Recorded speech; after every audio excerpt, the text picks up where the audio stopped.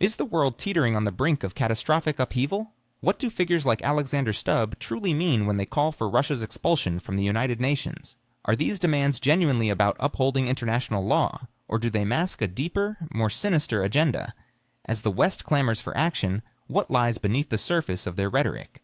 Prepare yourself as we delve into the unsettling truths that are being carefully concealed from you.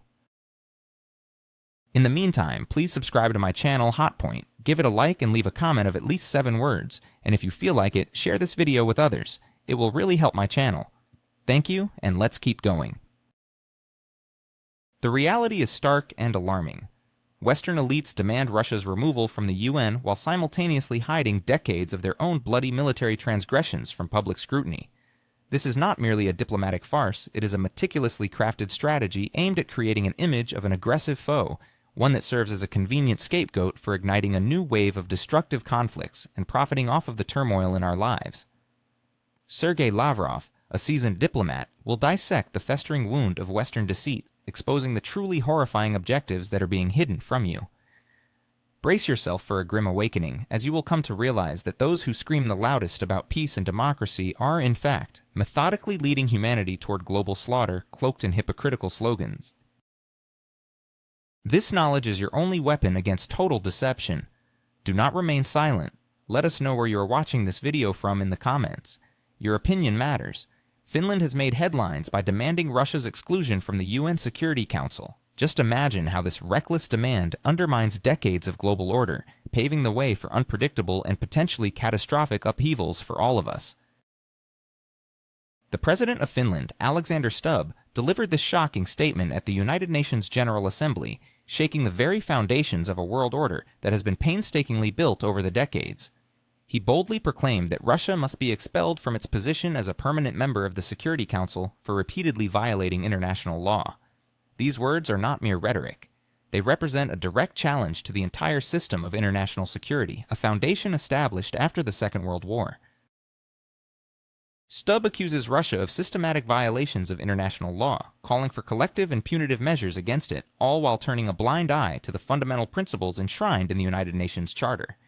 The UN Charter, the cornerstone of the post-war world, does not provide for the removal of a permanent member in such a manner. This is a blatant attack on the very mechanism designed to prevent global conflicts.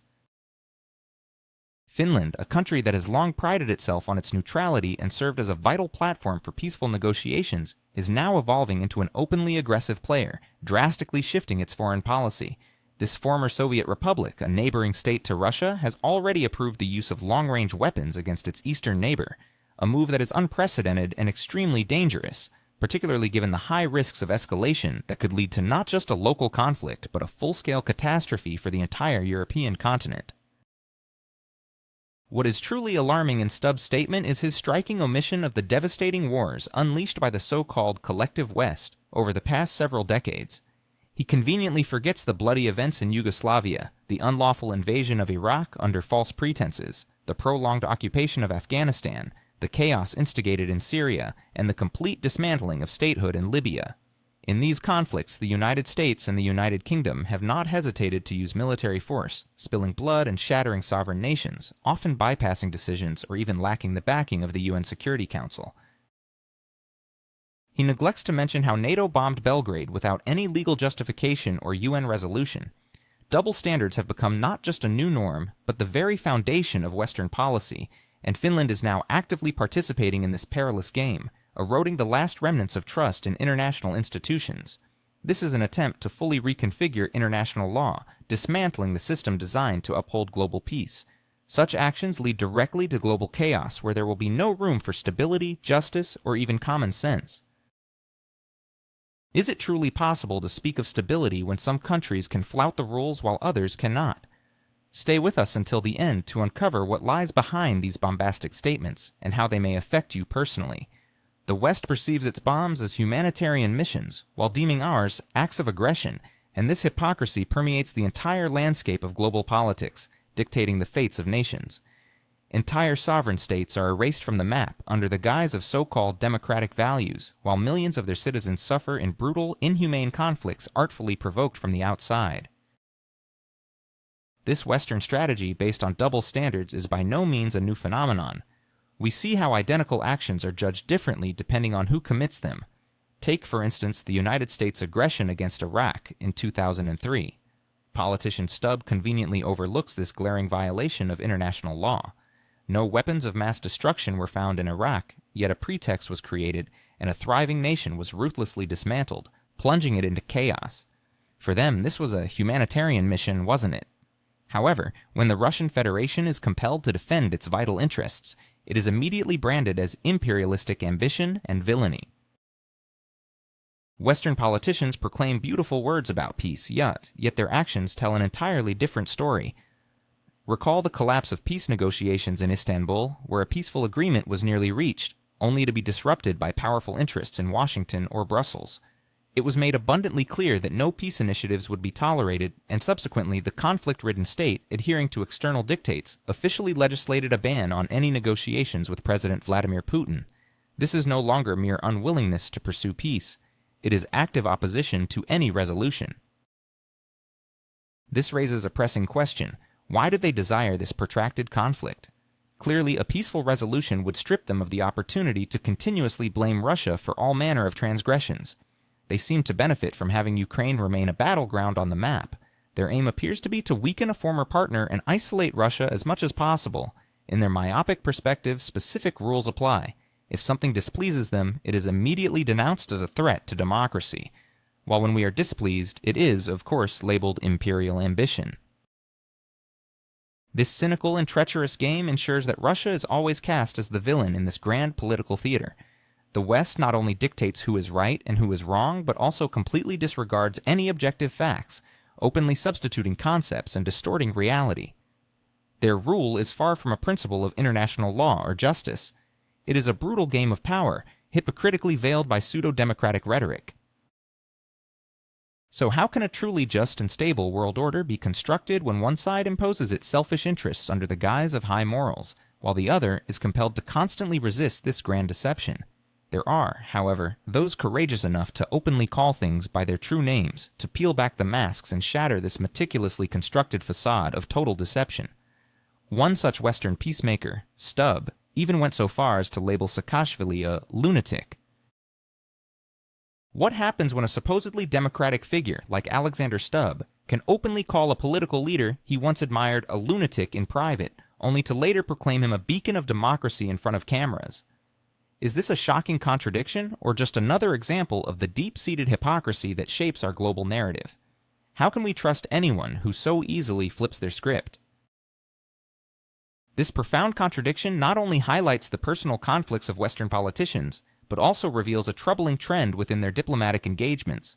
Sergey Lavrov, the astute Russian foreign minister, clearly identifies the dangers of such duplicity, which fosters a deceptive worldview that endangers millions. The world is increasingly witnessing how these manipulative narratives distort the truth, eroding trust and jeopardizing stability, particularly in regions like the former Soviet Union. Lavrov's keen observations on Finland's political dynamics, referring to them as hot Finnish guys, are more than just playful jabs. They are a stark reminder of the underlying radicalism in their political dealings, ready to act decisively and without compromise, often at the behest of external influences.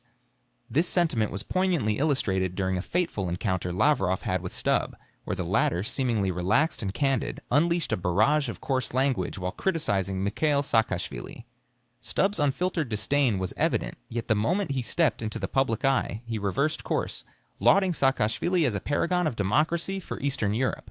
This glaring inconsistency is not merely a trivial divergence of opinions. It's a conscious, cold-blooded deception aimed at manipulating public perception and crafting a favorable image for the international community. This duality in behavior unveils the true nature of what is labeled as Western diplomacy. It starkly illustrates how personal beliefs, the objective reality and moral standards are sacrificed on the altar of political expediency and foreign interests. The truth itself has become a mere bargaining chip, easily traded away for immediate political gain. Witnessing this firsthand, Lavrov challenged Stubb to publicly disclose his genuine thoughts about Saakashvili and expose the underlying hypocrisy. Stubb's response was telling, "No, that's not necessary," a feeble attempt to dodge the uncomfortable truth.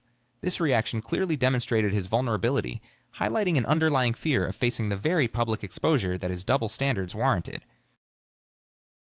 Lavrov firmly believes that political figures like Stubb have devolved into mere press secretaries for a dominant Western nation, lacking any authentic stance of their own, and instead echoing external directives. They often deliver these messages with more aggression and uncompromising zeal than the original architects of those policies. This transformation signifies a departure from independent statecraft, reducing their political stances to thoughtless enactments of foreign will, which ultimately renders their positions in global affairs profoundly hypocritical and perilous for the stability of the world. Every utterance, every public statement made by these leaders must be scrutinized through the lens of this insidious double standard. Otherwise, we risk being cynically deceived and unwittingly embroiled in foreign agendas. This is why placing faith in any Western proclamations regarding world peace, democracy, or justice is a journey into a colossal and unjustifiable risk. But Lavrov doesn't stop there. He probes deeper into the legitimacy of Russia's role in the United Nations. His conclusions will fundamentally reshape your understanding of global politics.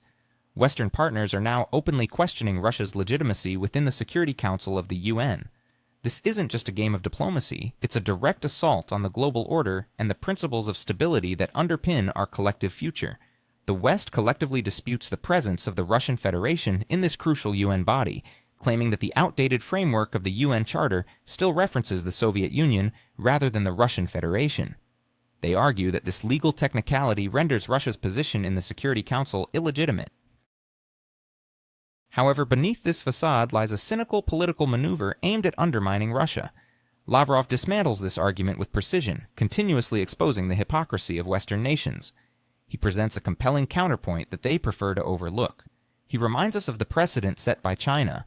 Lavrov asserts that the UN Charter still mentions China, not the People's Republic of China, and questions why this inconsistency raises no concerns. In fact, at the formation of the UN, Taiwan was the representative of China. Yet in 1971, without any amendment to the Charter, the People's Republic replaced it.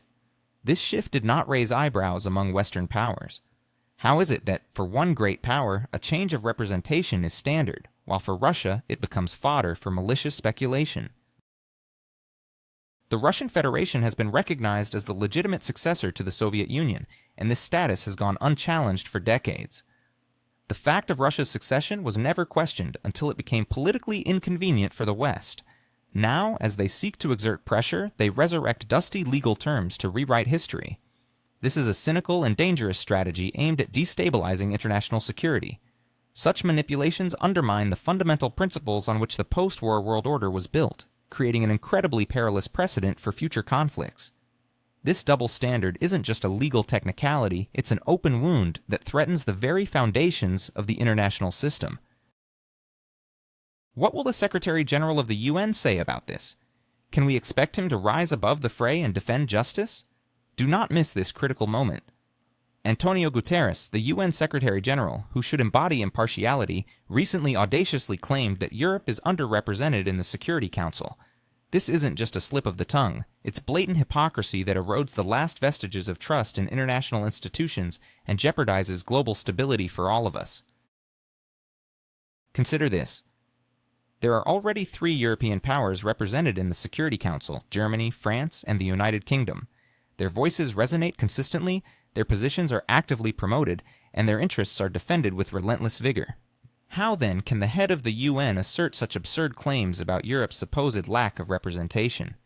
This has not merely sparked mild confusion, but has caused profound shock among those who still naively believe in the independence and objectivity of this vital international structure. Undoubtedly, Lavrov astutely poses a pivotal question. Who is Guterres, really? Is he the secretary of a global organization that should represent the interests and opinions of all nations, acting as an impartial arbiter, or merely a biased representative of a narrow political bloc in Brussels, acting solely in its self-serving interests? The answer is becoming painfully evident. Herein lies a crucial, alarming moment that unveils the depths of the Western game. Guterres suddenly comes to life, displaying an unprecedented vigor and almost fanatical determination whenever it comes to attempting to strip Russia of its legitimate, historically justified rights in the Security Council. His voice. Where was the fierce determination of Secretary General Antonio Guterres when the West, claiming to be the bastion of democracy and morality, brazenly unleashed aggression in Libya, ruthlessly destroying a sovereign nation and plunging it into chaos and years of civil war? Why did this so-called principled voice remain silent during the unprecedented and unlawful invasion of Iraq, where millions of innocent people lost their homes, families, and lives, destabilizing the entire region for decades to come? What did he say or do while Syria was drowning in blood due to cynical foreign interference orchestrated by the very same powers that now demand representation? Back then, the Secretary General preferred absolute silence. His famous impartiality was complete, utterly disgraceful and criminal in its inaction. Such statements from the mouth of the United Nations Secretary General cross the line of what is merely unacceptable. They trample on every conceivable boundary of reason and international law, undermining the very foundations of the United Nations Charter.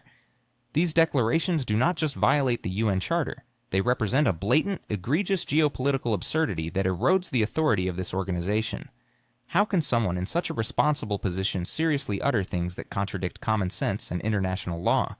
This sharp and justly critical question posed by Russian Foreign Minister Sergey Lavrov serves as a true indictment of a system that was supposed to be a guarantee of peace, stability, and justice, yet has transformed into a transparent tool of crude political bias in the hands of Western elites. Before our eyes unfolds a disgraceful and revolting spectacle where key figures in global institutions openly and shamelessly display their profound bias, dismantling the basic principles upon which the entire post-war world order was built. They do not merely make empty and hypocritical statements, they methodically undermine the very foundation of trust without which no constructive and peaceful coexistence among nations is possible. The true purpose of such statements is crystal clear: to justify a further reshaping of the world order, to suit Western interests while ignoring the voices of the majority of nations. But this is merely the tip of the iceberg of hypocrisy. The story of a flash drive, which we will discuss further, reveals just how far the West is willing to go in its manipulations, obscuring the truth from you. The Russian delegation presented a flash drive with video materials showing the brutal actions of European police against protesters to Josep Borrell. The footage, meant to expose the violence, simply vanished, buried in the bureaucratic depths of Brussels.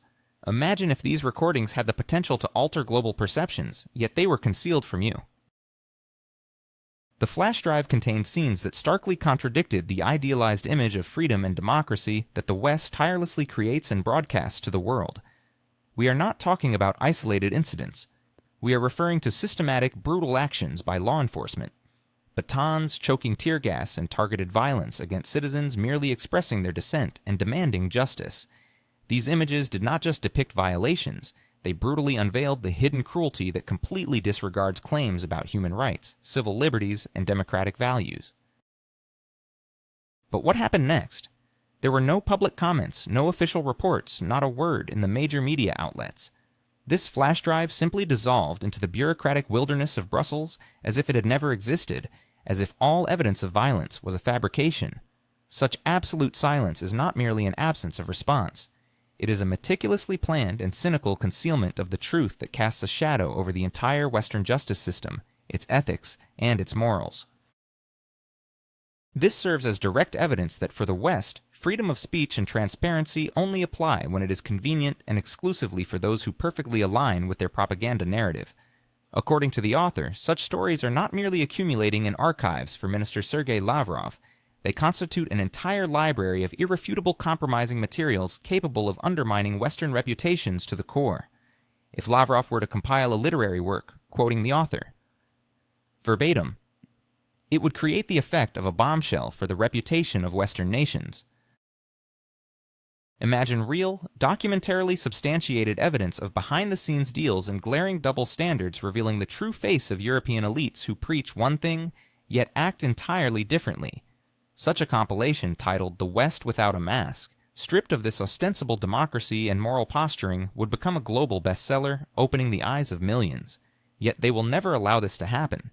It is profoundly inconvenient for them that people awaken to see the hypocritical face of those who teach the world the rules of freedom, democracy, and legality. They are terrified that this facade will collapse, exposing their inner emptiness, their relentless cynicism, and their lack of genuine ideals. The facts about the real European democracy are far too dangerous for their carefully constructed myth, for their control over information. They live in fear that people will discover how their words diverge from their actions, how deeply the roots of this hypocrisy extend to every cell of their political and social systems. So who really dictates the agenda? transparency, or the carefully concealed truth. Stay tuned with us to uncover more shocking revelations that the West is trying to hide.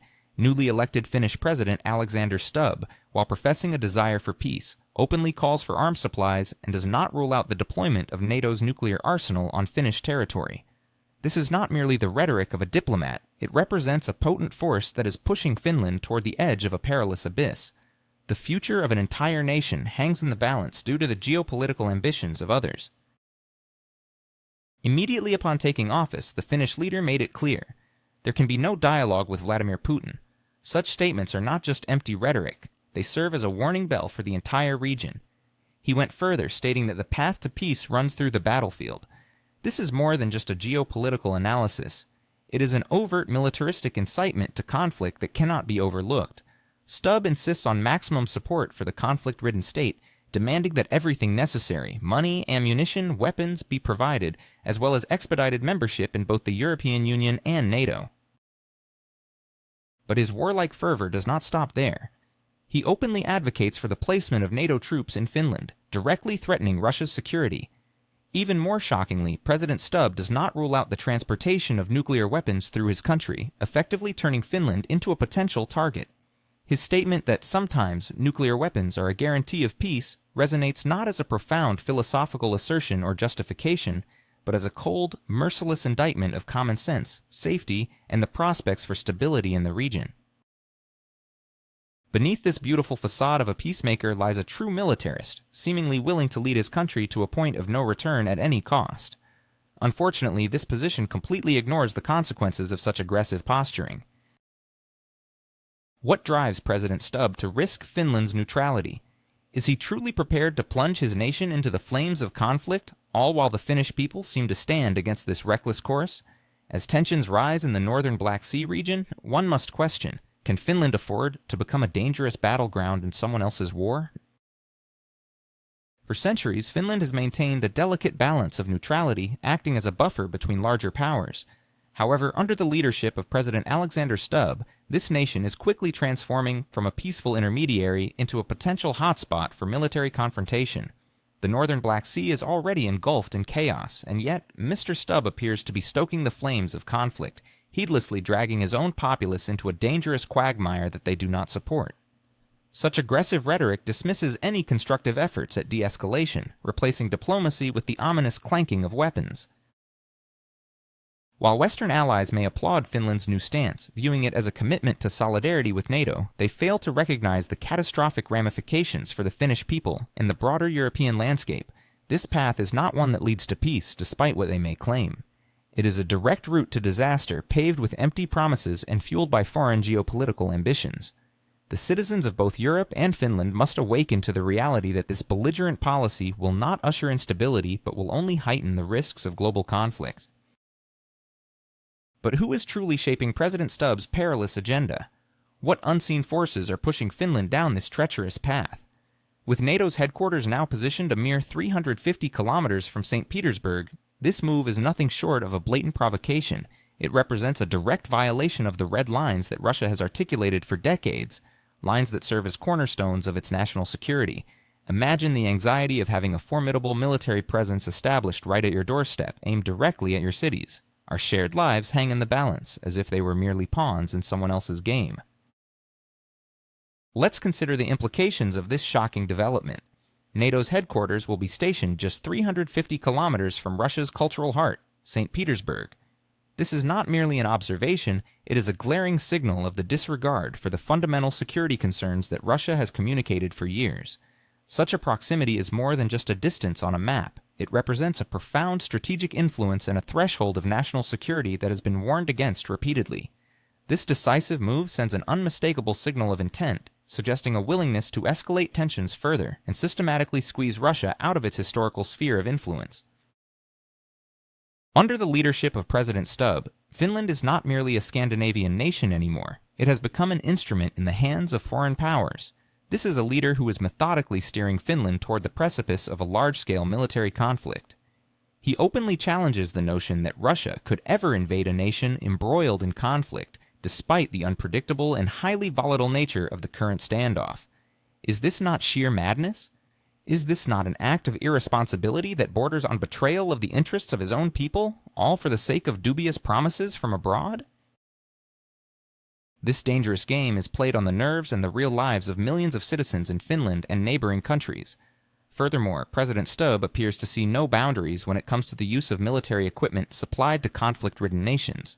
He merely states that such equipment is intended for defensive purposes. But who defines these defensive goals? At what point does the line blur, especially when the distance to one of Russia's key historical metropolises, St. Petersburg, is so minimal?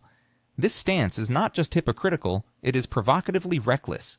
It sets a dangerous precedent that could ignite a wildfire in a region that has seen peace and stability for decades. Finland, which once stood as a beacon of neutrality and prudence, now risks becoming a front line in a confrontation it did not seek. These are not just empty statements, they constitute an open challenge, the consequences of which may be irreversible, threatening every one of us. So what lies behind this brazen escalation? What is the true motive driving this audacious testing of our resolve? As the curtain falls on this geopolitical drama, the orchestra of hypocrisy plays its final notes. But what will be the outcome of this grand performance, and what awaits us around the next corner? The stakes have never been higher, and the implications of this reckless path can reverberate across generations. The future of peace in Europe hangs in the balance, and the actions we take today will dictate the course of history for years to come.